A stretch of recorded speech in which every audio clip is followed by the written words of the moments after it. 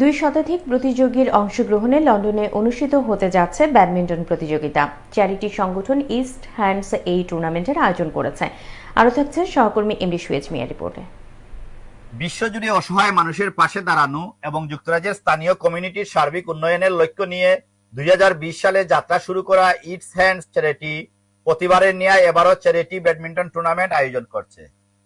আগামী 13 সেপ্টেম্বর রোববার প্রায় 200 জনের বেশি প্রতিযোগীর অংশগ্রহণে রেডব্রিজ স্পোর্টস সেন্টারে অনুষ্ঠিত হবে টুর্নামেন্ট থেকে সংগৃহীত অর্থ দৃষ্টি, শ্রবণ ও বাক প্রতিবন্ধী সহ অন্যান্য বিশেষ চাহিদা সম্পন্ন শিশুদের কল্যাণে ব্যয় করা হবে। আজ শনিবার পূর্ব লন্ডনের বারাকা ইটারি রেস্টুরেন্টে আয়োজিত এক সংবাদ সম্মেলনে এ তথ্য জানানো হয়।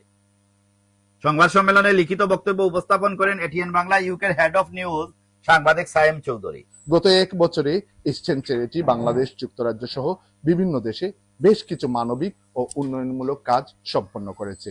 ইস্টার্ন চ্যারিটির প্রতিষ্ঠাতা ও প্রেসিডেন্ট প্রবীণ সাংবাদিক নবাবউদ্দিন স্বাগত বক্তব্যে সংবাদ সম্মেলনে উপস্থিত সাংবাদিক সহ কমিউনিটি নেতৃবৃন্দের প্রতি ধন্যবাদ ও কৃতজ্ঞতা জ্ঞাপন করেন।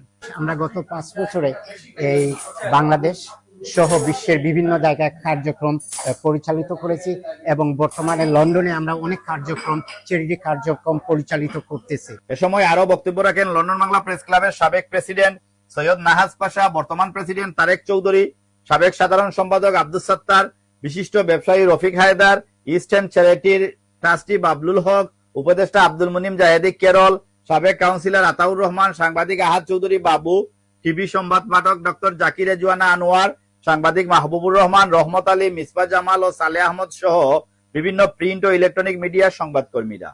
এমডি সুয়েজ মিয়া, এটিএন বাংলা, ইউকে।